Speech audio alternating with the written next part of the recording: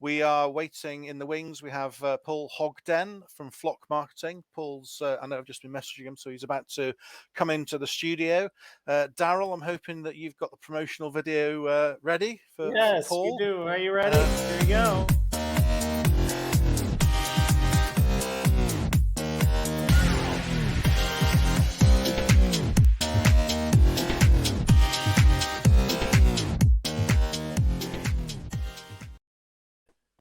Looky here. Hello, Paul. How you doing? Wow, what an introduction. I'm Do you flattered. like that? We remembered to play it for the guests coming on now, so I think you've had the best build up there. That's great. That's amazing. I was quite pumped up. That's good. Thank you very much for taking the time to do that as an ident. Thank you. Yeah. Well, look, it's great to have you on board up here as part of our 12-hour live stream. I'm just sort of checking the timing. I think we're about 3 hours, 2.5 hours, 3 hours in now, and we're all still here.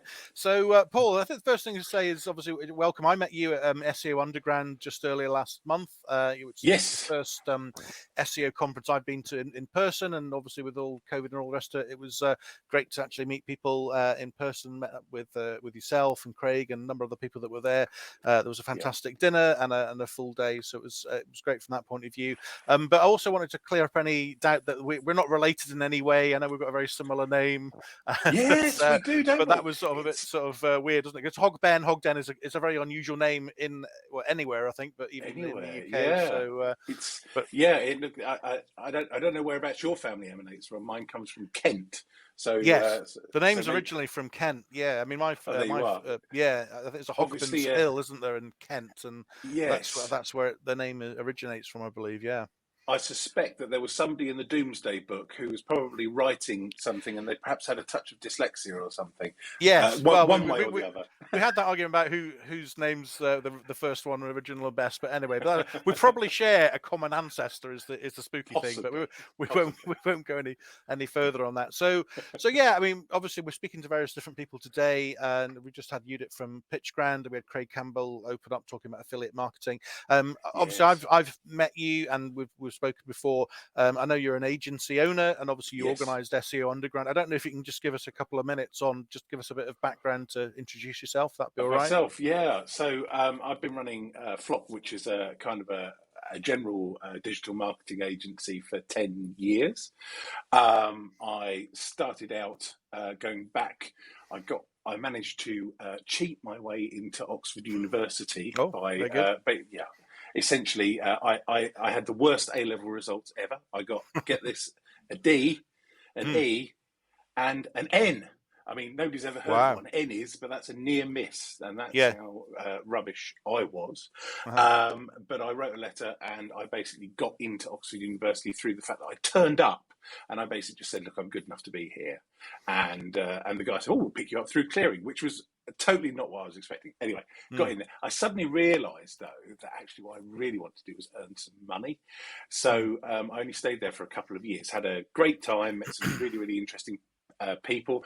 I shared a toilet with Bill Clinton before he was president. That's my little claim to fame there. That's all you shared. That's the main thing.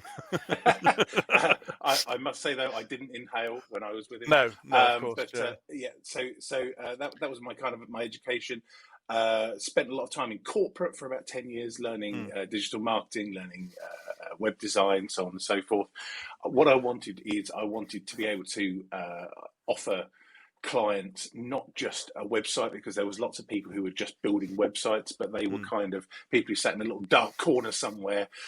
Generally, customers would say, I want a website and I want to do this, and they would then just go off and build it.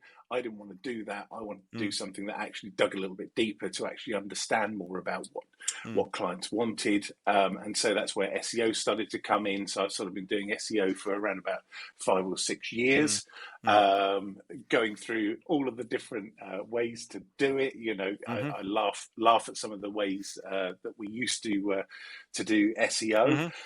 And then kind of winding forward, SEO has kind of taken more and more of a front seat. My goal now with my agency is to essentially not have any clients only advertisers, because I'm looking to do more rank and rent, which is something that I'm very, very interested in. Launched my first rank and rent site earlier on this year. That's starting to generate some revenue, which is excellent. We're in the process of building that out now, and that's really, really exciting because I'm practicing what I preach. I'm understanding, the whole process, the way the processes have changed, and obviously met some great people like Craig, and Craig introduced me to a whole bunch of guys who came along to SEO Underground.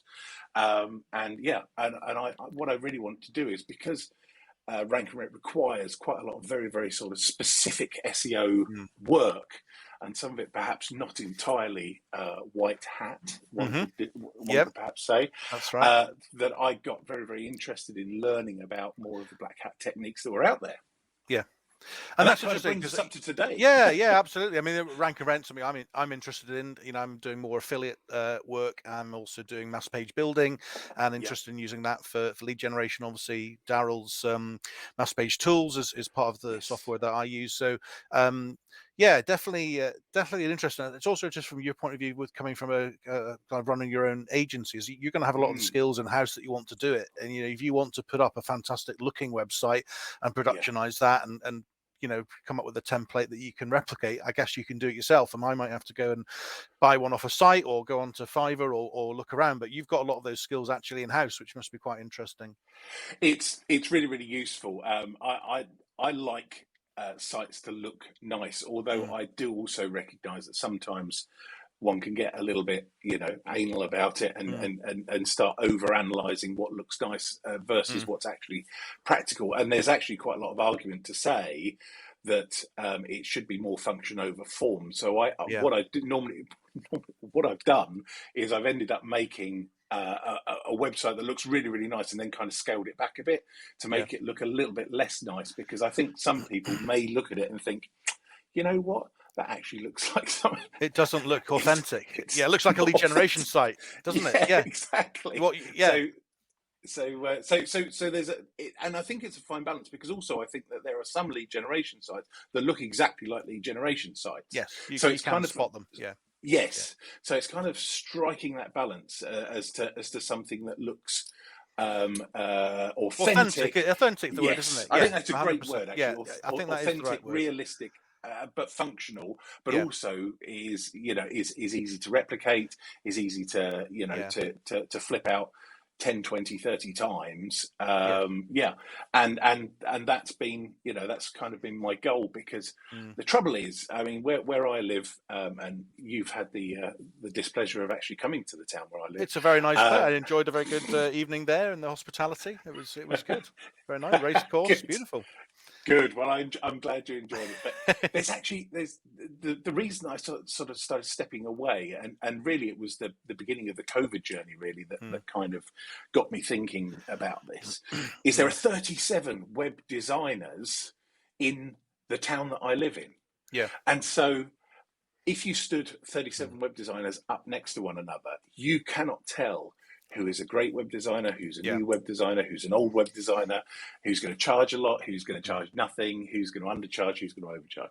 Yeah. And I don't want to be in that kind of forum any longer. You're a commodity, aren't you? I mean, nobody wants to be the commodity provider in business. And I think website designers like that. I have a background as a professional photographer, and that is a heavily commoditized area if your marketing isn't on point and your reputation is there. And you can look at the local town, look for a web designer, look for a photographer, etc. Yeah, you don't want to be 10 a penny. So I completely relate to what you're talking about there. Yeah, and so for me, it was about how I could take myself on a journey. First of all, learn from some of the best people that were out there. Yeah. Second of all, help other people to learn from some of the best people out there. And obviously, black hat is one of those things that people tend to steer clear of, because they think, I don't know, it's witchcraft or something like that. Let's not forget that black hat is not illegal. Well, generally, it's not illegal. Yeah. It is just unorthodox ways of doing it. And let's be honest, black hat is basically anything that you do to manipulate a search engine's views upon your website.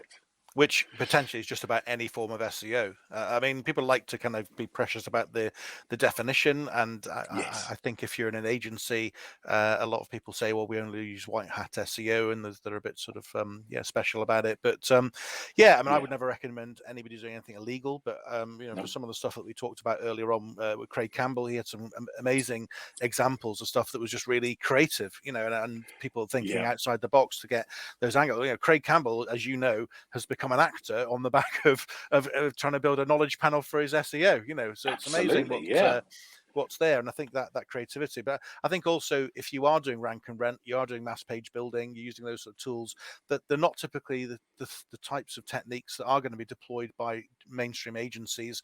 And I guess if you're doing them for yourself, you're renting the website, it's not the client's domain, you can take more risks, you can be more creative. And if you have a problem with a domain, you can move on to a next one. You're not having to have that awkward meeting with the client to say, I think we've got a problem with a manual penalty or whatever else. Not that these things come up very often anyway. No. But you've got your world's your oyster, and I think that's very exciting from my point of view, and no doubt from yours, is that control you've got about you're just supplying the leads, the traffic, and then the conversion as well. So I think it's a great model. The thing is, with where people start running scared with penalties, I'm not saying that they of course they exist, but you have to be doing something pretty bad and at scale to the point that you get noticed. If you are using duplicate content or something like that, the chances of you getting picked up, I think, are practically none. And therefore, I think a lot of the people who perhaps don't understand SEO or the let's call it grey hat SEO would use that as a kind of a threat to a client to basically say, look, you shouldn't do it because you could get a penalty. Yeah, you could get a penalty, but you could get a penalty for a whole host of things, even if your website's running poorly. I mean, okay, so it's not a penalty that you couldn't necessarily reverse quickly if it was just a website running poorly, but you'll get marked down if you're too slow. And they're the biggest penalties people. They're the normal penalties people. They have like a poor website that's not mobile responsive and is too slow. They're the penalties you're really going to face. Massive images that take 4 light years to load. Those are the sorts of things that that people that the search engines get very very funny about. And quite rightly so. I mean, it's a crappy experience. Huge experience, isn't it? Yeah, I mean, I think that most of the time things are just going to get ignored, aren't they? Duplicate content, if Google doesn't like it, it's just going to ignore it. It'll either not rank it or possibly even just not index it, and then it just moves on. And then you can take a view on that. Do you want to delete the content, start something up new, or whatever else? But they're the penalties. The worst penalty you face really from an SEO generally is your stuff doesn't get indexed. And that's the thing you've got to keep an eye on. But easier to take some risks and be creative if you're doing your own thing. And I guess also SEO is about traffic, and then obviously what the website looks like is about the conversion. And there's always that kind of thing of it's fine sending the traffic to it. And what you just said about authentic looking sites is if you can do all the SEO in the world, but if people land on the site and it's not optimized for conversion, there's no click to call, and obviously local stuff we're talking about here, the forms are not working, forms not in the right place, the trust signals are not there, the reviews and all that kind of stuff. You can do all the black hat in the world, all the links, all the everything else you want to do, but if it lands on the site, it doesn't convert, it's no good. So a waste of time. I think that's another sort of point to make, is that people tend to start the journey. People with websites, affiliate marketers, rank and renters tend to start their journey kind of halfway through the process, and it's really really important that they put everything in the right order, because making a beautiful website's great, but if you don't have any traffic, you're wasting your time. If the traffic comes to your site but it doesn't convert, then you're wasting your time. It is about making sure also, and then right at the very very beginning, if the site doesn't appeal to the people who are supposed to be buying from it, then you're wasting your time. So it's also about getting stuff in the right order, and it's something that actually most web designers don't ever ever consider, don't ever think about, and Yeah. and that's a real shame. I suppose the nice thing in Rank and Rent, you get the both views, don't you? That you control the website, what it looks like, and you control the SEO and the traffic that goes into it, and you can get, Indeed. I think, an optimum result. I mean, I was speaking to a local, not a local client actually. It was a hairdresser, believe it or not, and I was on my head talking about what we did and all that sort of. I don't need And that very often, Simon. yeah, Daryl's the same Touchy actually. subject. Yeah, well, yeah, that's it. Yeah, yeah. I mean, this guy had a great marketing for his business, and his shop looks fantastic, and he'd spend a lot of time on things. He was doing social media and various different things. His SEO, I learned later on, was completely non-existent, but he'd spent very recently £7,000 on a brand new website. Their website looked awesome, and it was actually done by a local web agency that was also an SEO, but he'd just bought the web design, not anything else. So there was no H1 tags, the message wasn't all filled out, it was just there was no alt tags on the images, all the kind of just basic stuff that you would do had it been optimized. Basic but important. And but £7,000 is a lot of money to spend on a website that people couldn't find. And his GMB was the same. Right. I mean, it was all reds, and he hardly had the word haircut or men's hairdressing on his website, so it looked fantastic. But again, how much traffic was he getting onto it? And that's always the thing. But if you Rank and Rent, you control both parts of the formula, which I think is exciting. So do you see this becoming like you're obviously involved like a big or bigger part of the business? Is that how you see your kind of direction of travel for the agency, or where you going? Yeah. I think that I'd like to make it the primary source of income. In all honesty, I think potentially it could be the alternative to a retirement fund, for want of a better word, once it's set up, because the competition generally is so sparse and don't know what's happening. If you come up from behind, I mean, I put a site together very, very recently, and I started ranking in the top 10 for some of the search terms, which were, reasonably competitive. I mean, I'm not going to say that any of them were, but within weeks, and you're against companies who have been established for 25, 30 years with a mediocre site, but they've got no idea how they're even getting their traffic. They've got no idea that it's even contributing towards their business. It's too big. They just absorb. Yeah, they don't see it. Yeah, I mean, my background is local SEO, and I come from that, but from being a professional photographer, learning SEO by promoting my own site and seeing that as a good source of traffic. And then I got into helping other photographers, and I did a course, and I have a number of clients. Most of my clients at the moment are photographers, and obviously I know that niche, and it's good.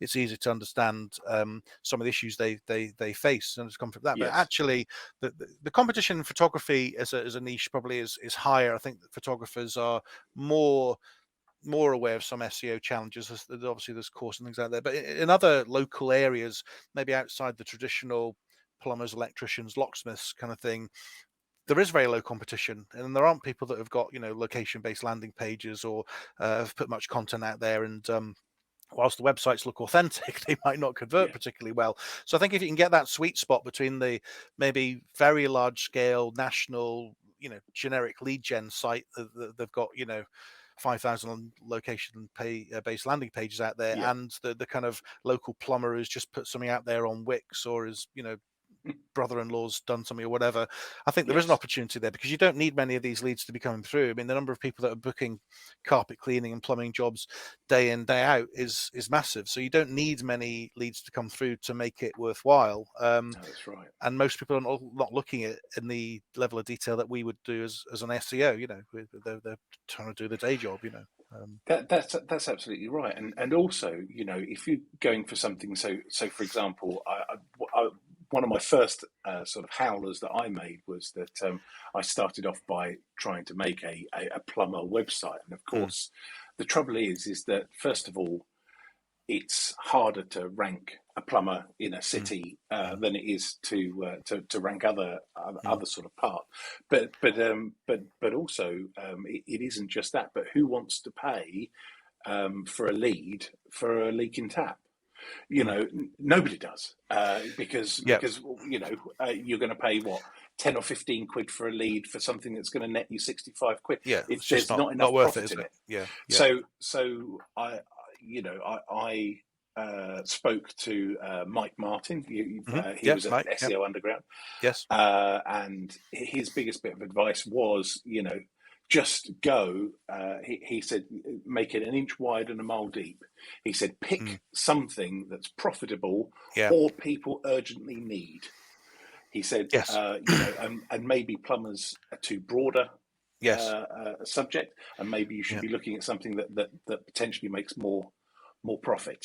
And so that kind of helped me focus down and stop trying to want all of the pie and just grab a thin slice, but a damn thick slice. and we're all there. And I think Mike obviously knows this whole business model inside out, and I think that's absolutely fantastic advice. I mean, I'm learning about this area as well. I'm fairly new to affiliate marketing, and then some of the things I'm doing there on mass pages is in that area. But I think the first mass page site I started with was a carpet cleaning business, because I'd been doing some carpet cleaning, Google My Business optimization, and that seemed like a good area to go in. And then I've got it ranking in an area, and that's fine. I have had some leads through, not masses, but I've certainly got something that's turning over there. But you're absolutely right. The value of the leads is low. The job might be 100, 150 pounds. They're not going to pay 50 to 100 pounds a lead. It's going to be 10, 20 pounds, something of that kind of order, because you're also up against, bark.com and Checkertrade and all the rest of it. And they've already got a well-established tariff for leads there. And I think if you are researching this, I think it's good to look at what the other leads providing sources are and how you compare, because if you're trying to charge 50 and bark.com's offering something for 10, there's going to be a mismatch. Now you might argue, well, I've got higher quality leads or this, that, next, so you'd have to be able to prove that. But everyone says, find a niche down. They say in affiliate marketing, I think it's true in local SEO, in all these areas. And it's just getting those magic words. I know roofing's a very popular niche because it's higher value and it's emergency if you don't have a roof. And I think there's a few people around here in North Yorkshire over the weekend, unfortunately, lost it. It's been the weather's been pretty bad. But but maybe, and if it's not residential, it's roofs, but it's commercial roofs, so it's a certain type of roof, and it's just trying to find that. I'm not involved in roofing, so I'm just making this up, but it's trying to find that angle, of a particular niche, and then you're into stuff that SEO is perfect for. Long tail keywords, location based pages with long tails, all the stuff that you can get into with mass page and rank and rent. So it sounds like very good advice. It is. And also, I mean, I'm sure you probably met Mike came down with his posse. He had Keith, he had Stephen. Yes, I've done some work with Keith. Keith's advised me on things. And I met Martin as well. So and Martin as well. And they all had some really interesting nuggets of advice with regards to things that you should and shouldn't be doing, and making sure that you're always thinking about, okay, well, how can I ensure that if this website stops working, how can I have something behind it to back it up? And so also working with on making some single niche PBNs as well, so that you can sort of sweep up some of the other inquiries around the same sort of niche, because at the end of the day, it doesn't matter how your client's getting the inquiries, as long as they're getting the inquiries. And so if you end up having to buy to build 5 websites, which for me is not an issue, it means to say that they get more rounded set of inquiries. It was one of the things that came out for me from SEO Underground was PBNs. It just came up again and again. Mike did a very good presentation about the PBN business model, and there were a couple of other providers. Raymond as well from Seeker Host talked about PBNs, and a couple others. I can't remember the name. Fernando. It was one of Fernando. Yeah, sorry, Fernando. And PBNs came out again and again as just a money making opportunity in their own right. They can self fund themselves, and also they obviously will send traffic and generate leads for your money sites as well. And I think that really came out. Something I'm I've got a small number that I'm working on at the moment, just trying to work out the best way to build it out efficiently. How much AI content can I use or not? How do I kind of, if I can build 10, could I build 50? Could I, how do you scale it up? But I think it was a really interesting theme from SEO Underground, all that, the whole PBN making bit. Yeah, PBNs have had quite a bad rap, but I think that probably comes down to people's experiences with the quality of the PBNs. I mean, I worked with several PBN providers, and I've had, my mileage has varied quite significantly. Some have been absolutely useless and had absolutely no shelf life whatsoever. So within 3 months, you notice a drop. It's none of your normal it's none of your backlinks that you purchased or any of the niche edits. It's stuff that's kind of in the background. It's also quite a lot harder to track as well, because they stop the bots from spidering their PBN, so you have to go down some alternative monitoring so that you can sort of see what's actually happening. And then others have been absolutely amazing, and you can see the needle moving. On a sort of a bi-weekly basis as they start introducing more and more and more. So I think that they get a bit of a bum rap, but I think if they're used properly and they're decent quality, PBNs still have a place. Right now. And there was a lot of discussion about them being like single niche, and being focused, and being the P standing for private rather than public, because obviously people are out on Fiverr selling high DA links and posts, but actually in reality it's not. It's a free for all. It's anybody's content in there. The DA can be artificially enhanced, and you're not really getting something from a quality point of view. Whereas if you have a private network, which you might use for your own clients, if you say I'm going to focus on the photography niche or the plumbing niche or the roofing niche or whatever it is, you can have your own PBNs to focus just on those clients, or you could just use it for your own rank and rent. And again, then I guess you're going to maintain the quality, because the examples that were shared at SEO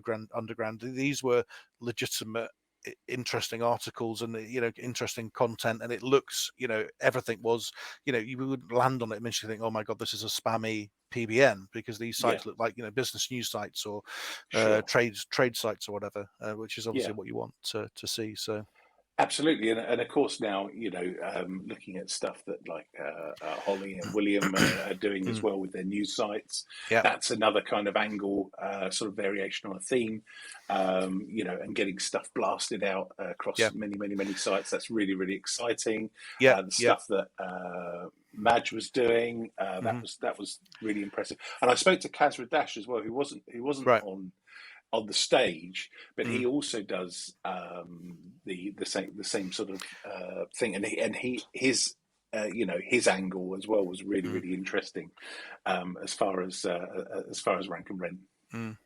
Yeah, you mentioned Holly's news network there, and I actually subscribe to that and use it. And I've got a setup where I'm posting every day on something, so I'm using AI content, but the stuff that's produced is good. I'm not really expecting too many people to read it, but as a way of generating a backlink that indexes super quick, you can't beat it really. And those links I did some six months ago. I can still see them on client profiles, and they're sticking. They're not always the highest DA, but you can get something that is relevant because the site is carpet cleaning monthly or something like that, and the site can actually choose the category. So I think that's quite a nice way of building it, and for that you've got a network you can buy into without having to do your own sites, and resell it onto clients for much higher than the dollars a day that you pay for it. So I think the Hot Leads network's quite a good one actually.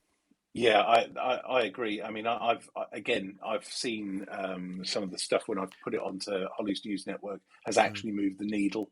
I think the relevancy over high DA was something that came up a fair few times in SEO during SEO Underground, and I think we all agreed that high DA is great. First of all, providing that it's actually legitimately a high DA, that it hasn't just been manufactured. But second of all, that's good for kind of giving a grounding as to legitimacy of a site and so on and so forth. But it doesn't do much for relevancy, and that's where potentially lower DA but highly relevant, good quality sites. That's where they come into their own. So SEO Underground was like the first one you did, and was that the first SEO conference you've ever organised? Is that kind of a completely new thing, or have you been involved in events or things in the past? I've been involved in events in the past, but not SEO events. Back in my corporate life, I used to organise lots and lots of events. So the organisation side didn't really worry me. Had a great deal of help from the guys, from people like Craig and Mike and so on and so forth to bring in the speakers, which I'm really really grateful for, because we ended up getting some great speakers. Peter van der Graaf sticks in my mind. Fantastic, amazing, What a guy! Just an eye opener. I mean, I know. Obviously, you have videos from the day. Peter van der Graaf. I don't know. I mean, there were a few people that really stuck out, and I had the chance to speak to Peter for a little bit. The stuff that he is, again, thinking, the stuff we're talking a little about, thinking outside of the box. I think the great SEOs are the ones that really do challenge things, think differently. And if you ever see Peter's video from SEO Underground, or see him speak, or whatever else, it's next level. Probably next couple of levels up, really. It was an eye opener for sure. Yes, opinion sculpting. Sculpting. That was his subject, and to think that that people's thoughts can be kind of bent slightly by what they're seeing, how they're experiencing it was pretty mind bending in itself. I think it's probably not a surprise that the idea that things are being shaped. That's probably not that much of a surprise when you think about media. But I think in terms of SEO, like specific campaigns to not only promote certain articles but negatively SEO certain other things, and to change the narrative. And obviously, Peter explained that he'd worked with governments, with multinationals, with defense companies, with energy. It was very interesting, I have to say. That definitely stood out. So I mean. And I think also it's very brave of you to put together an in-person conference in the middle of a pandemic, I have to say. I mean, I bought tickets earlier on, and I was thinking, I did buy tickets earlier on, Yeah, you did. Yeah, I did. Oh, right, yeah, I did. Yeah, I thought you said you did. No, I did. And wondering, like, is it going ahead? Is it going ahead? Because you just don't know it. It's like we had to move it around a little bit, if you remember, because it was actually supposed to go out beginning of this year. Yes. But it became very clear during the second lockdown that it was going to have to be pushed out, and we were very fortunate to have Odis as our key sponsor, which was brilliant, and they were really really keen for us to do a live event. So we wanted to try and do that as best as we possibly could, and then suddenly this. I'd wobbled a couple of times, and I'd spoken to a couple of the guys, and they'd sort of said, I still think that there's something in this. Yeah. So we kept quiet for a while, and then suddenly we went all out about a month and a half before it was due to come out, and the uptake was really good, especially for an event that had no track record. It was really well supported. The feedback I got was excellent. Yeah. The person that came from the furthest away was from the UAE. He was he'd flown in especially, and he was flying straight back out again to the UAE. So shout out to Frederick if you're watching this. And he absolutely loved it, and he messaged me and said, as soon as I know the next SEO Underground, I'm on the plane. Yeah, I mean, I got a lot out of it. But it's the first face-to-face conference I've been to. I'm relatively new into the SEO industry, to be fair, coming from my photographer background. But I guess SEO is most of what I do now, and obviously I'm doing this. And COVID's been a big change on that. But to be able to meet people in person, so there was a lot of learnings from the day and all the different speakers and different perspectives. There were a lot of learnings from there's obviously a dinner, and some of the social side was great, and there were some again knowledge bombs and nuggets coming out from that as well, and just the whole networking side of things. It's actually not that big an industry. I mean, I think that, if you look at, okay, there's agencies and there's web design companies, and there are a lot of those out there, but I think actually people that are really involved in SEO and some of the, black grey hat, whatever you want to call it, mass page building is phenomenally niche. Rank and Rent, it's a niche. It's a niche within a niche. You've got digital marketing, and then you get down to SEO, and then local SEO, and then Rank and Rent, and it's I think it's it's interesting to see that. So as a way of networking and meeting people, the chance. I mean, Craig Campbell, absolutely fantastic. The chance to meet Craig, have a beer, have a chat. And what I found is that people were genuinely friendly. There's there's no doubt there's some questions, there's some mavericks, and there's some characters in amongst the group. Oh yes, and some stories. But I think know it was who great. you are. Yeah, you know who you there's are. quite a few of them, but I think actually the chance to meet some of these people in person and have a chat and shoot the breeze was great. So I mean, I don't know if you're planning to do one again. Put me down for a ticket if you are. But Oh yes. have you got any thoughts to yeah, we're probably going to move the venue. The reason that we chose my home, Newmarket, was because it was kind of off the beaten track, and that was one of the sort of the COVID decisions really that we took, is that we didn't really want it to be, in a too built up area, in a massively open sort of environment. So the decision was taken to basically open up the Millennium Stadium for us to have that there. And you probably noticed that there wasn't actually very many other people there, and that was because we picked a date specifically for us. Next time, what I'd like to do is I'd like to put it near an airport, which then hopefully opens it up to more people flying in, and also near to a main train line as well. So we're going to look at what hotels are available around sort of Stansted, potentially Heathrow, somewhere like that. And I think at some point next year, you could probably see SEO Underground, The Revenge. Yeah, well, look forward to it. I'm just about recovered from the last one. It was a bit of a heavy night, so I have to say the first night, but You're right.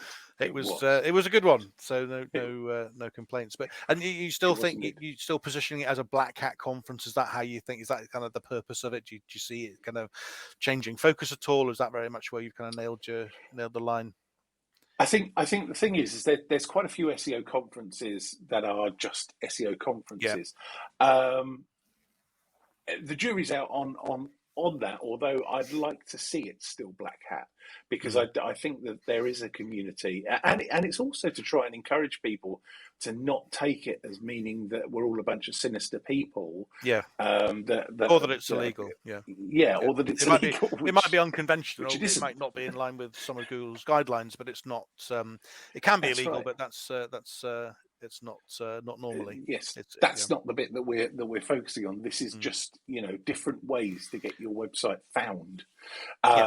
So the jury's out on that, but it's probably going to still be black hat, because I like the people. They're interesting. They're all mavericks in some way, shape, or form. Some more so than others. You know who you are,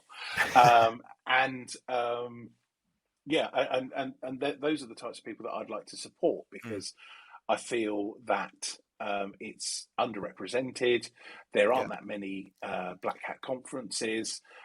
It's niche, but I'm happy to be niche, because I know that niche works, and you can build a really, really good bond with those guys who are inside that niche, and actually they wield quite a lot of power.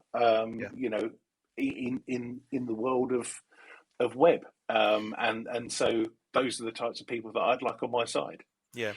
I think that the networking side of things is very valuable. I mean, Adam Poland's just commented up there to say that was the best part of it, and I think that's right. I mean, I had known Adam because I'm part of Chris Chambers' coaching group, and Adam is as well. So we'd had a bit of a chat before, but obviously that was a chance to meet him in person, and we're now doing some work together on a project, and that's been great. And I've had some contact with Craig. I had a call with Craig last week, and there's just more people that and people are actually genuinely really, really friendly, even if they might not appear to be so friendly.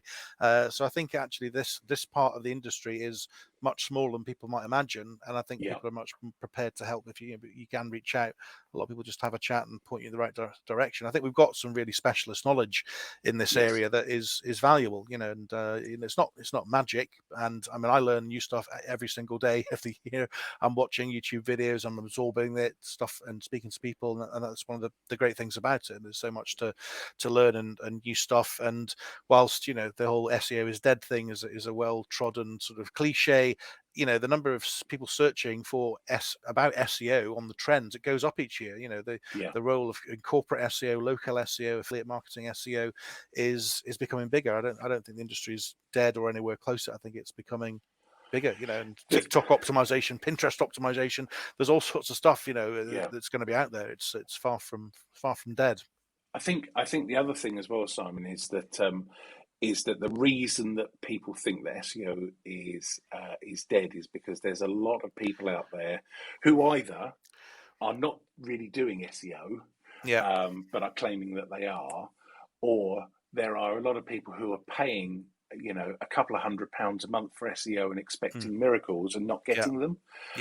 It's about kind of opening up the veil and kind of accepting that if you want decent SEO, you have to pay for it, and it's not £100 from a and it's long term. It's long Yes. term as well, medium to long term. It's a 6 month plus 6 view, to 12 month investment. It really is, and it should be it should be documentable. It should be easy to see what's happened to your website over that period. And why that's happening.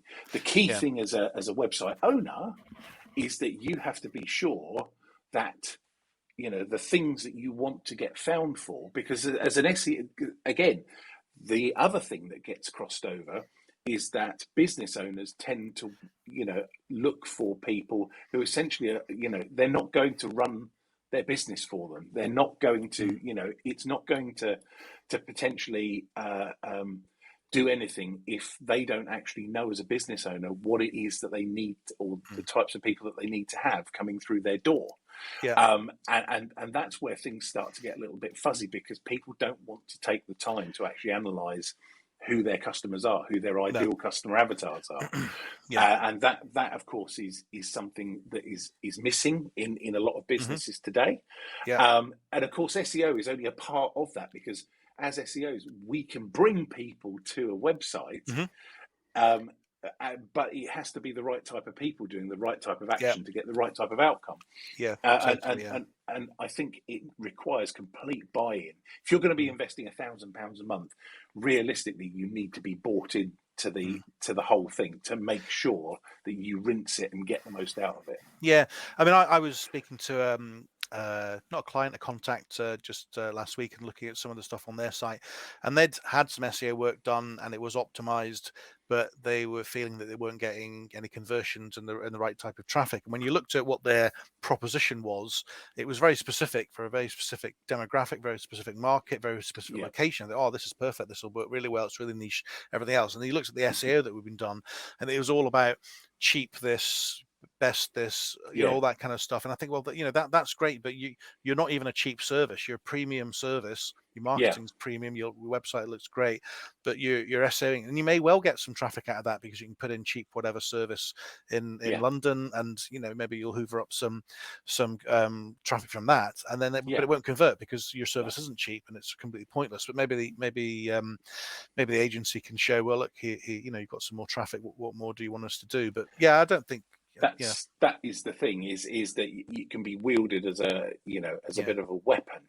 And I agree with you. It's very, very easy to bring in a load of dross traffic that is but again, the statistics and the results should be indicative of the fact that it's rubbish, and therefore needs to be avoided. But it is a hearts and minds kind of thing. And if you're taking it on, as a website, I've actually even stopped saying to clients about, well, what are you going to do once the website's designed? And that's another reason that I've kind of stepped away and I'm doing more of this other stuff, is because clients don't want to hear it.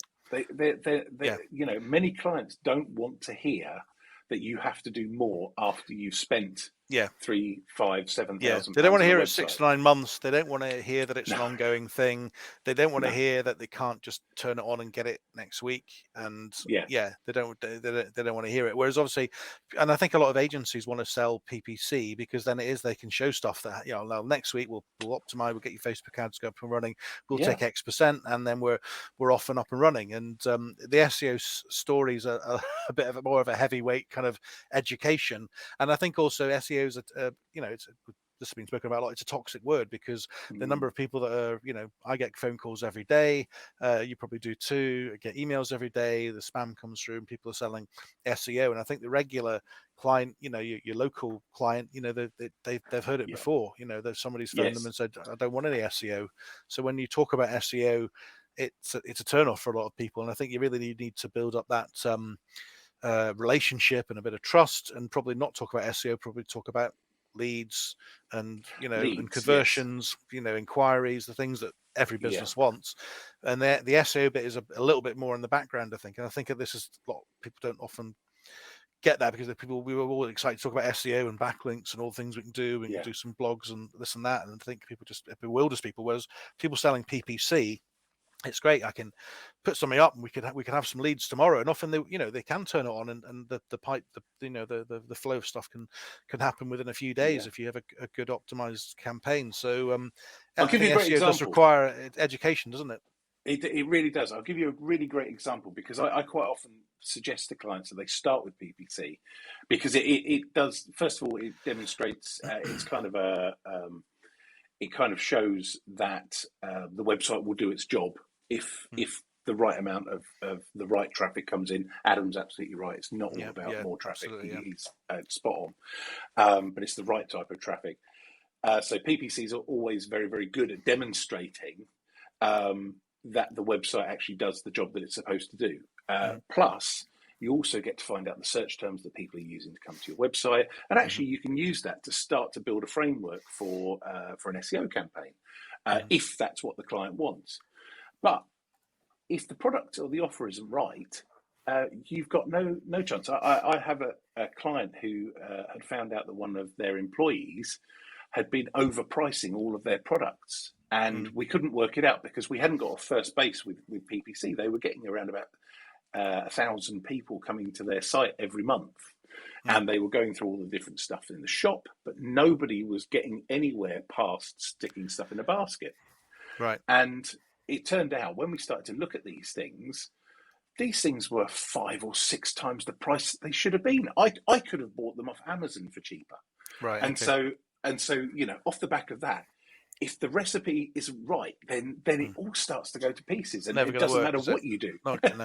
No, but you'll get the blame because you sent the wrong traffic or whatever. But actually, it's not going to convert, is it? And exactly. Yeah, I think this whole area of conversion optimization is interesting. Again, something I'm trying to learn more about, because that's a key to the business. It's the other part of it's the other side of SEO, isn't it? And I think there's a lot to learn there. There's a few interesting YouTubers. I'm going to forget the guy's name now. Flint McLaughlin. I think there's an interesting. I don't know if you've come across him, but he focuses on marketing and conversion rate optimization. I think that's a term. Yeah. And just really interesting stuff to make you think about where you place the messages, the images, the whole sort of thing. There's a whole science there that certainly he talks about, which is really interesting. I'd certainly like to know more about it. Well, CRO is a fascinating concept, because the first thing you need, though, is you need sufficient amount of traffic. Most people who are seriously doing CRO won't look at a website unless it's got over 20,000 visits a month, because you need sample size, don't you?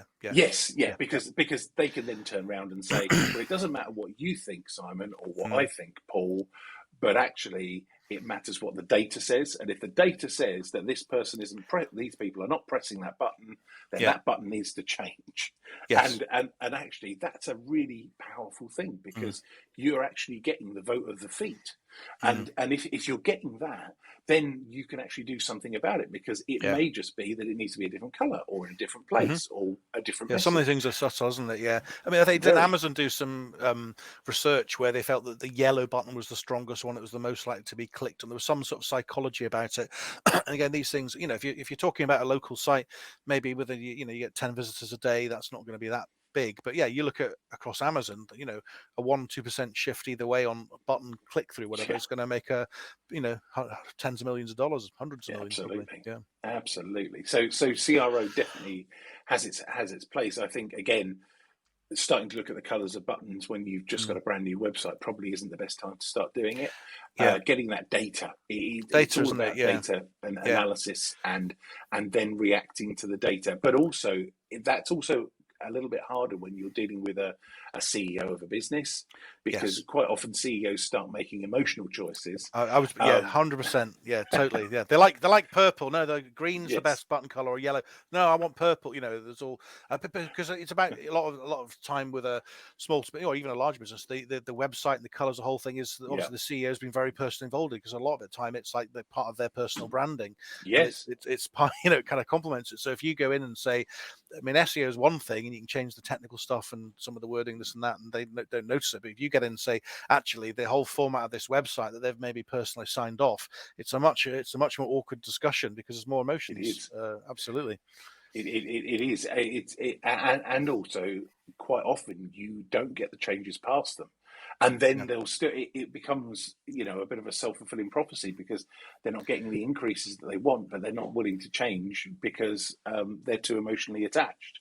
Yeah. And it's kind of a from that perspective, it is a concern, because you can't win if you're doing CRO at that point. Yeah. Everyone needs to come with an open mind.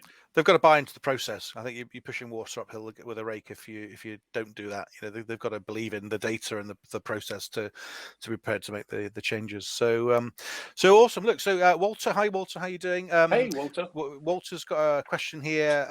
What's the basic sales cycle look like? So I can talk about mine, but you're the guest, Paul. So I don't know if you've got a kind of a sales cycle that you go through. What's your approach? I know Walter has his own marketing brand, and he's trying to build that up. It's like an agency style branding. So maybe you can help with some thoughts on that for Walter. Yeah, for sure.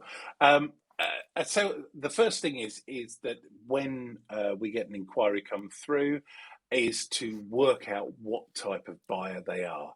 Are they a buyer that just wants to have a means to an end, i.e. they want a site, they don't really care what it's going to do, but they've been told that they need to have a site, so that's kind of one compartment. They're not really the people that we personally like to deal with, because we like to go through the whole process with them. The second type of people, who are the people we are interested in, are the types of people who are looking to have a long-term partnership or relationship with us. And by that, I mean for them to get something out of the relationship in the end. So the way that we kind of qualify that, if you like, is to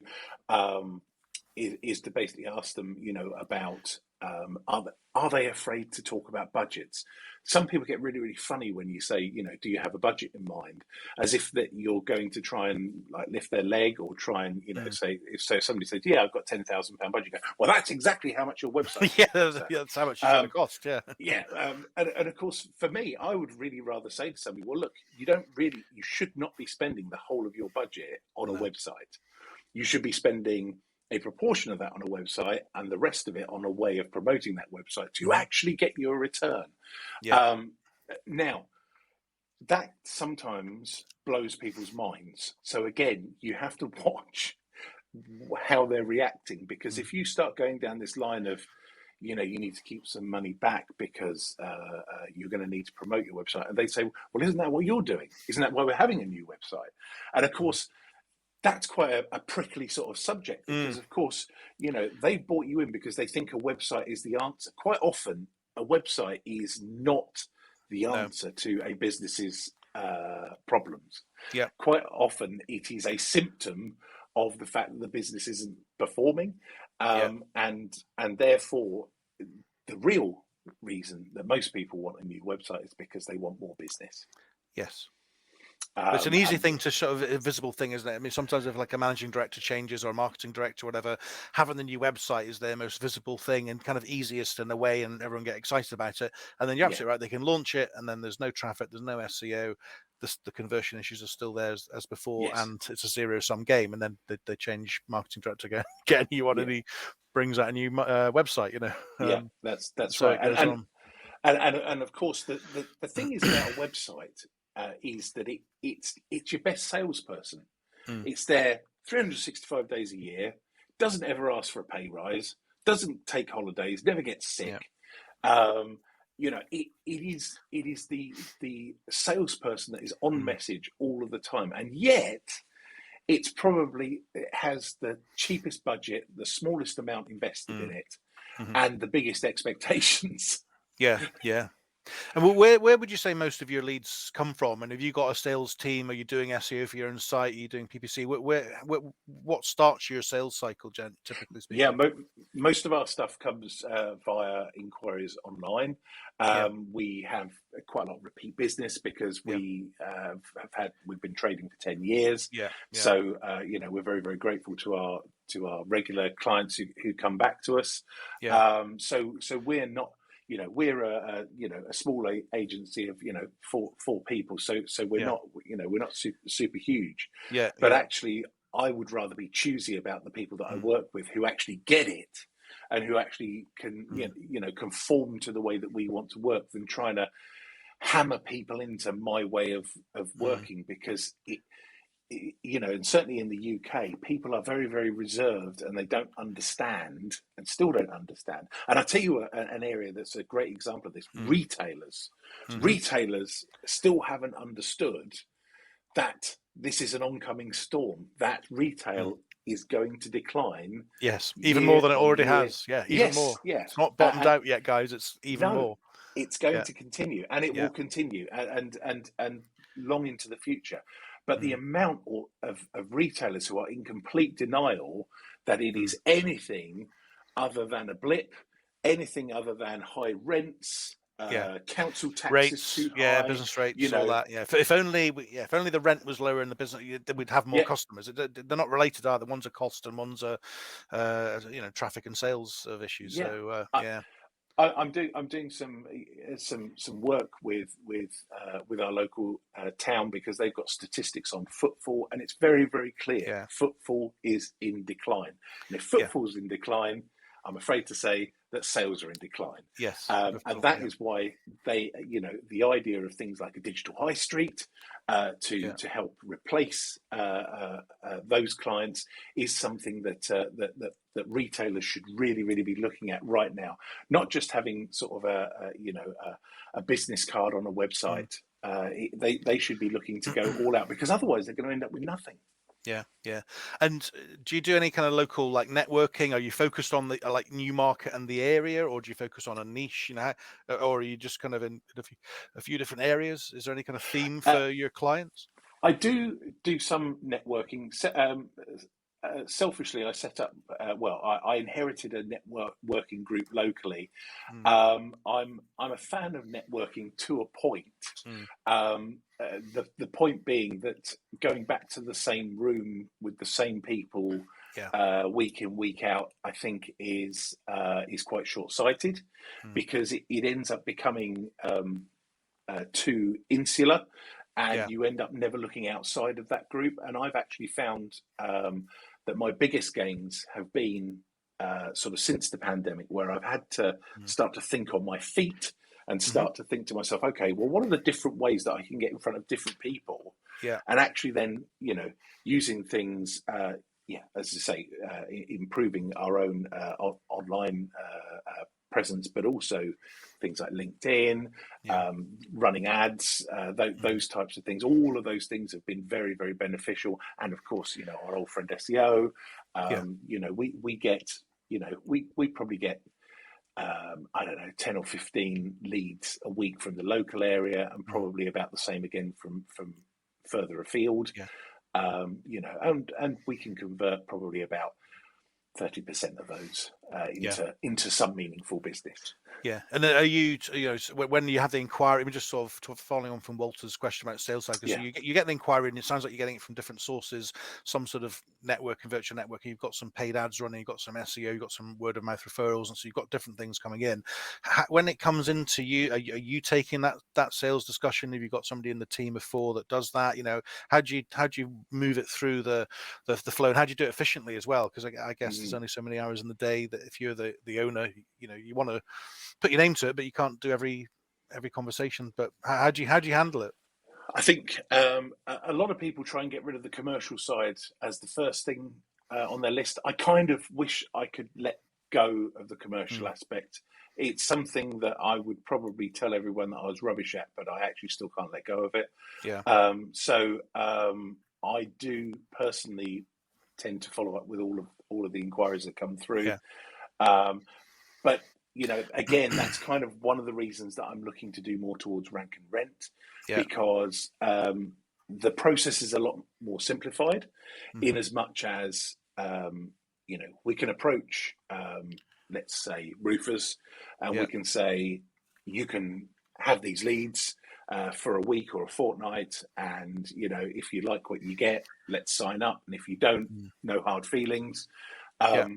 The onus is completely on us to prove that what we're doing is good, which I think is excellent, because we are not selling snake oil. We're selling something that potentially is going to help a business, which I love because it's provable, rather than something that is very, very difficult. And again, lining people up. People say they do SEO.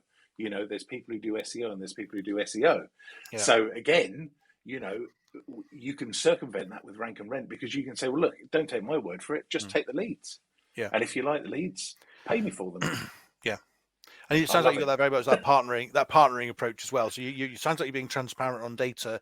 You're having a call with them. You're trying to understand their business, and then you're obviously coming back with a solution. So I guess you're a smaller business, so you can be a little bit more bespoke in what you select them. I know I've worked with marketing agencies, and I'm sure you're not like this at all. But they send through one thing. Whatever you say to them, whatever answer to any question that is asked, you're getting a package, and the package is X. We're going to do your GMB. You're going to get pay-per-click. You're going to get that, and it's a one-way street. And it's just a kind of veneer of, I understand your business. And the sales guy goes, I've just spoken to a manager, and if you sign up today, we can do a half-price package. And it was always going to be the way, and it's quite frustrating. I think probably for a lot of small business owners.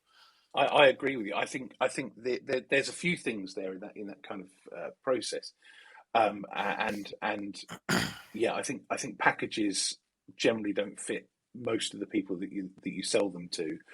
But conversely, one of the other things that I really, really can't abide is sending out massive proposals.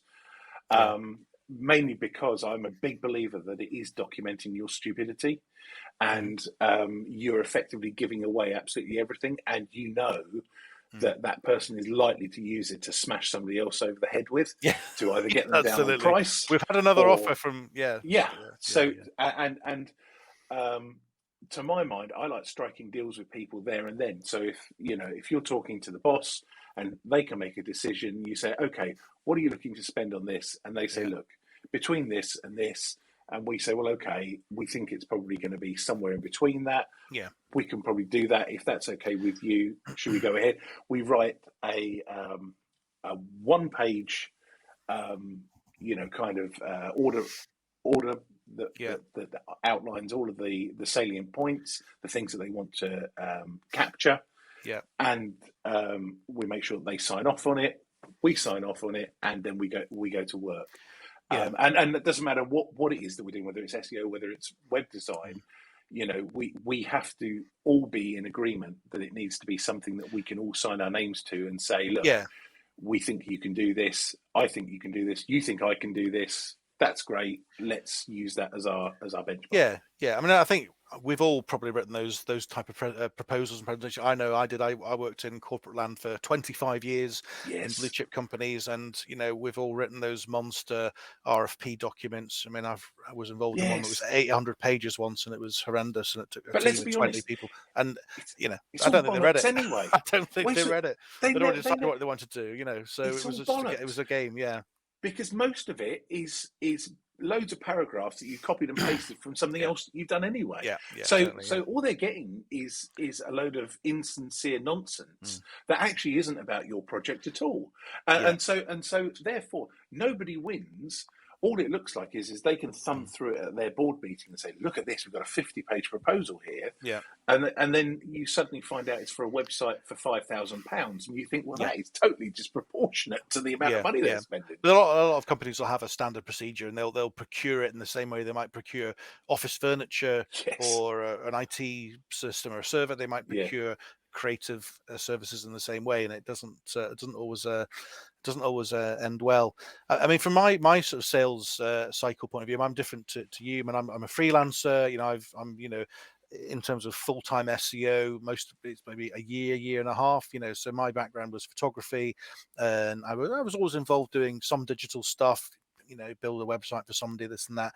And 10 years ago, I was an eBayer. I absolutely love eBay, the whole thing of selling it. Never made any money out of it, but I was selling stuff quite high volume, 50 parcels a day, and it was I was a power seller and everything else. And it was interesting to learn about that. I learned some of the stuff about SEO then, and we had some quite high ranking gardening websites and all the rest of it. But all that time I was working in sales and a corporate account manager kind of role. So I left that and then became self-employed, and then was focused on photography and some digital stuff. But photography was mainly what I was doing. And that's how I learned my local stuff, and focused on that, ranking my own websites, then helping other photographers, and obviously then COVID changed everything, and like a lot of people sort of pivoted on this, and now I'm doing stuff like this, and never thought I'd do live streams or everything else. But I think COVID has challenged all of us to think a little bit different about what we do. So business models are changing and what we're doing. So most of my clients are still photographers, and I do a lot of work with them. And actually, I don't SEO my photography website anymore because I don't want to compete with my own clients. So I kind of took all the stuff off and left it. And then I have in my local area 3 of my students all ranking on page 1 for the search term I used to rank on myself. So you've got to kind of get that balance right. But just going back to Walter's question about sales cycle, I'm a freelancer, so I'm not the same as you, Paul, and a different sort of approach. And I'm not looking to do probably a similar direction to you, as much client SEO as maybe some people would do. I'm trying to explore, absolutely, mass page building with affiliate, mass page building with local lead generation, and I have a little bit of a kind of a hybrid model where I build a mass page site for somebody, but it's done on a subdomain as of their website. So it's not pure rank and rent, but it's not also part of their website. So I control the hosting, I control the subdomain. There's pros and cons to that. I get control, but obviously I have to build up some of the domain authority because it's a subdomain, not a subfolder. But the client sees it as part of their domain, so they see it as part of their website, and I think also it will convert higher because of it too. So that's something I'm exploring and developing as well. But that's mainly with photographers. So my kind of sales cycle is I do stuff like this. So you obviously kind of put yourself out there and do live streams. I have done some presentations in other Facebook groups that are part of that niche. So if I do a lot of photography stuff, so I do stuff in photography groups. But if you're in another niche, you might do more local networking, as you said earlier on. You could join a BNI or a network B2B or some of the other kind of local groups. But I think all of it, because I think SEO is quite a hard sell actually out of the blue, cold. You do need a warm referral. You need somebody to be, you need that whole know, like, trust thing of sales, that people to need to know you, be aware of you, need to like what you're doing, trust you a little bit, and then they're going to be open to having a discussion, because some of these things are very personal about people's businesses. If they're failing, and they're a small business, you might have your home up for grabs. You might be, this is your pension gone. You're not going to be able to put any money away for later in life. And you need to have that trust to do it. So, from a sales cycle point of view, I try and put myself out there. I try and have an initial conversation with somebody. Do a lot of these Zoom calls and Google Meets and one-to-one. Try and help people. Try and add a bit of value and not sort of gouge their eyes out on a 20-minute, half an hour conversation. And then if there's a fit and there's a good kind of feeling, you can. I've got a number of things I can say. Well, have you think about this? And what about mass page? Or we could do some content or X and Y, and take them from there. But yeah, the services I'm offering, I'm not trying to do 100% client SEO, because I don't want to find myself in the middle of a Wix website trying to SEO it or arguing with a web designer. My worst nightmare. Because it becomes like a tug of war, doesn't it, really? Because if you've got a web designer on one side who's built it and it looks great and all the rest of it, and then you try and say, well, where's the H1s? Where's the H1? Where's this with that? Where's the form for conversion? And you have a tug of war, so it can be a bit painful. So I'm trying not to develop what I do as a freelancer in that area. I'm trying to do mass page building, and then obviously, my retirement fund, hopefully more in affiliate marketing, which is something I'm much more recently into. But I think the attractions of rank and rent and affiliate marketing, it's the same thing, isn't it? You're in control and you're owning an asset. And whether it's a local plumber's website, whether it's a PBN, whether it's whatever you've got is something that you can control and repurpose. So no client SEO for Wix websites I'm staying away from those. Sounds like you are as well. It should be a T-shirt with that on. Yeah. So anyway, we've covered a few things off there, but Walter, I hope that's helpful. Just a few thoughts on that. But I think know, like, and trust, that kind of initial contact, trying to understand the customer, build some trust, and take it through. I don't do any SEO on my SEO website. I try and do things in other areas, and most of it's sort of Facebook and social media, trying to and being part of a niche and a community. Really, that's what I've been doing. I think every 5 years a business needs to kind of readapt itself into something, and I think that COVID has been the leveler for any business that hasn't done that lately. And I think it certainly made me, being completely frank, we lost £40,000 worth of sales in a week through cancelled orders. And I think my lowest month during COVID was £1,800. So that really makes you stop and take stock, because that's not a sustainable business. And when you've got people to pay wages, salaries, you've got offices, you've got commitments. It's not. And you've run out of stuff to sell. Of your own, which I had to do. Scary stuff. You start to go into you go into free fall. So that was the time where I really realised that, first of all, not to have a business where essentially you are just paying wages for other people and not yourself, because of course the thing in the UK, Daryl, is that they the furlough. The great furlough scheme that everyone talked about was great for everybody apart from directors of businesses who got nothing. So my employees all got paid, and I got absolutely nothing other than what I could muster through my own sales and being quick to adapt. So that from my perspective, it was a massive leveler and time to start to think about, what could I do? So I also created a couple of online stores, started to generate some revenue through doing that. Started selling these. Hey, manufactured in the UK, memory bears. Nice. Essentially, my little memory bear store that's started to produce some revenue as well. Where people send clothing through of a loved one, and you can turn them into a bear. Great. So we do all types of weird and wonderful, diverse things that if you'd have asked me 2 years ago, is that what I would have been doing? I'd have said to you, I have no idea what you're talking about. Yeah, absolutely. And that's what I think COVID's been that for. I mean, Daryl, I think you've been involved in a lot of new businesses, and some of the stuff you've done on mass pages has come out of that, hasn't it? Yeah, definitely. I did do the same kind of thing. I had a lot of my consulting clients have to give me we don't know what's going to happen. So I had to reinvent myself, and I was able to quickly pivot into building SaaS software because we had our own team. Cool. And I've been building software for other people for a number of years. So it was a really cool, easy pivot for me to do.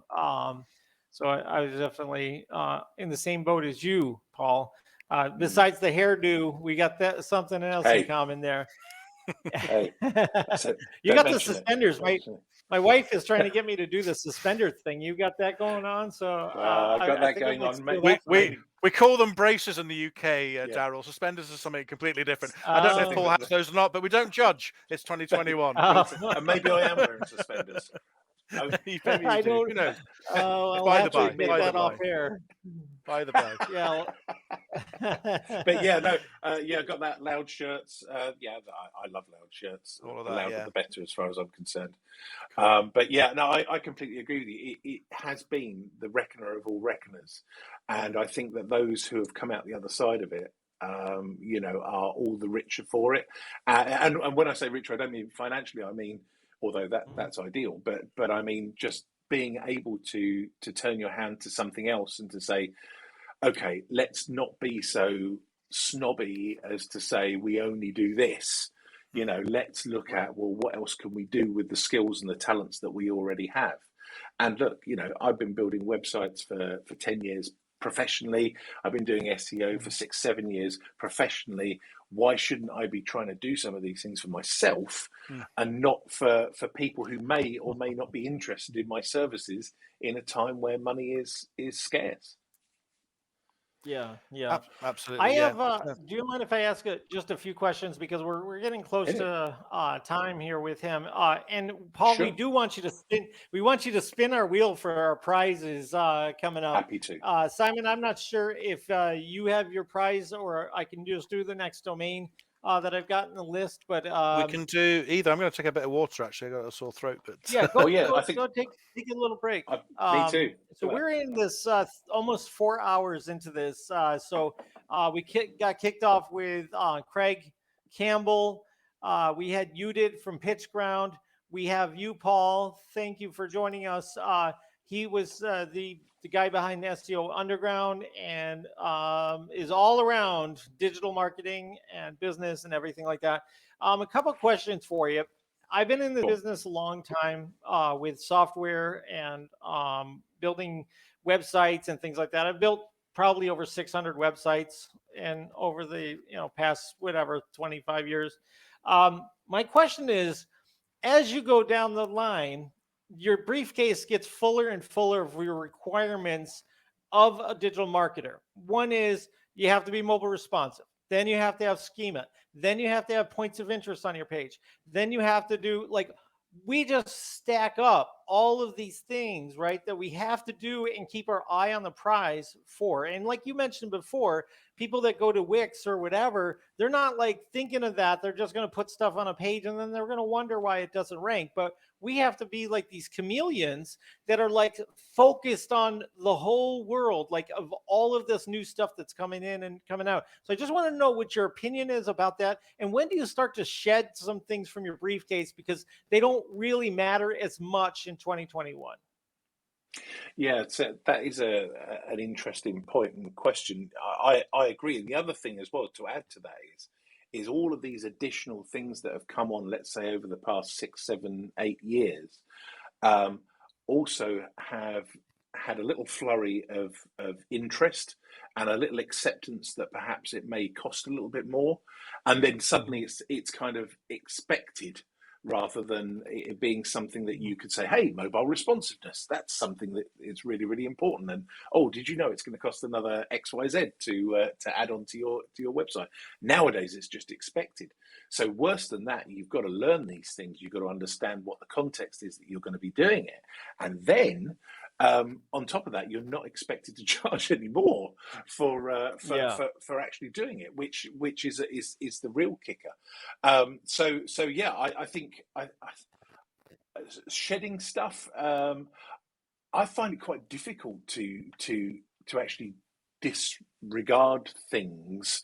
I think if anything, one of the things that I've become more aware of. We initially sort of set ourselves up as the company that makes things look really, really pretty.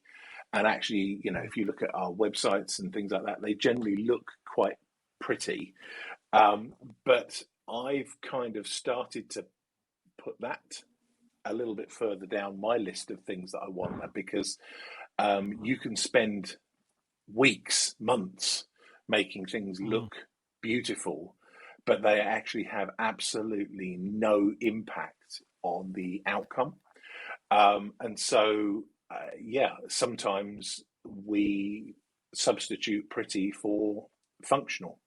And sometimes that means to say that we can develop a website very, very quickly because we know what is needed.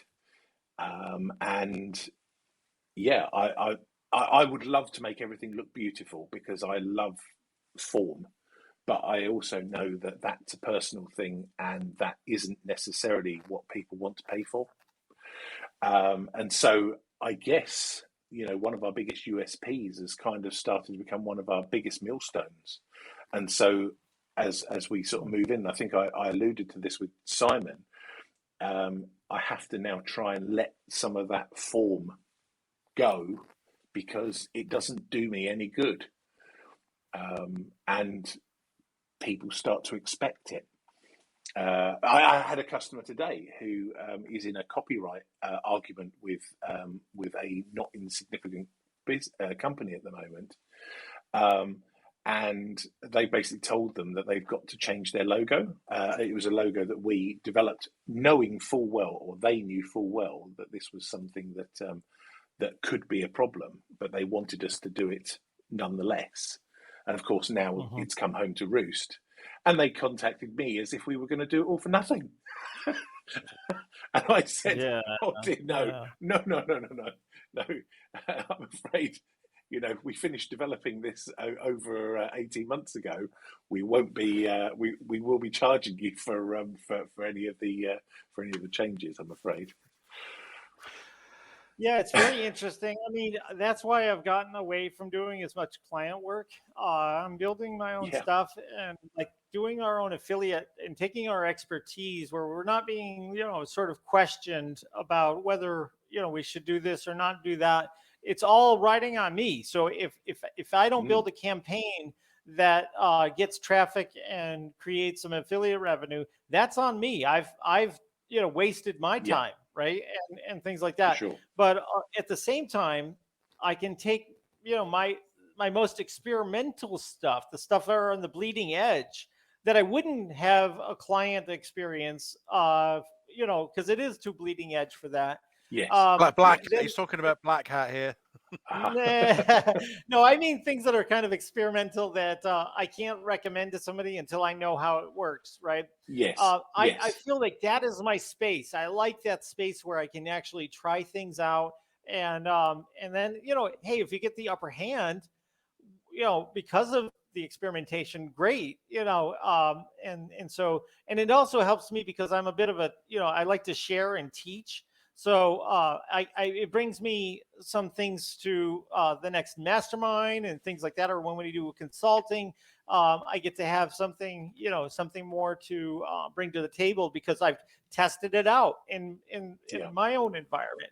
So that's kind of where I'm falling with that. So I hope you can concur with what I'm saying. I do. It does give you, it is quite a liberating experience to be able to try these things and not actually, I won't say not care, but not be overly worried, because if you're doing it for a customer, if you're doing it for a client, even traditional things, and let's say, you know, the sands have shifted and what you'd been doing, for example, on SEO for the past 12 months, suddenly it doesn't have the impact that you were expecting it to have, even though you followed your own tried and tested formula of, you know, doing this, doing that, and it isn't working anymore. And suddenly, you're out there in the wilderness. So being able to turn around and go, okay, that didn't work, well, I'm going to try this instead. You couldn't do that with a client. You just couldn't do it because it would be too too risky, because you could be sailing into completely uncharted territory. So yeah, I do agree with you. Yeah, awesome. I thoroughly enjoyed having you on here. I got to say, I was sitting back doing some work, and I'm like, Simon's doing such a good job holding this down. I'm enjoying it as a listener, viewer. And Simon, kudos to you, my friend. I was able to get some of the emails scheduled and like handle some things with our future speakers tonight. So Is that that's all code, Daryl, sorted. for I was boring? Is that code for the fact that I was? No, That was awesome. no code. It was enjoyable. It was like listening to something you don't want to stop. So The the Webbython's just a Webathon of one person. Daryl's just getting on with some other work. He's doing other Yes. things. I know. He's probably got a client meetings. He's got a client meeting lined Yeah. up. I mean, I'll have done the Yeah, I 12 went down to hours. Dunkin' Darryl have done 2 hours across the day. They got on with I went for a caught up with his jog. to-do list. Yeah, he's Did been some out. laundry. Well, he had a nice lunch. It's nice. Yeah. Hang on a minute. So yeah, no, I've enjoyed. It's been great to catch up with you, Paul, and it was great to ask you some of Likewise. those questions. I think we've got into some other, great some other sort of agency stuff. You've got that experience, and there's some good insights for people.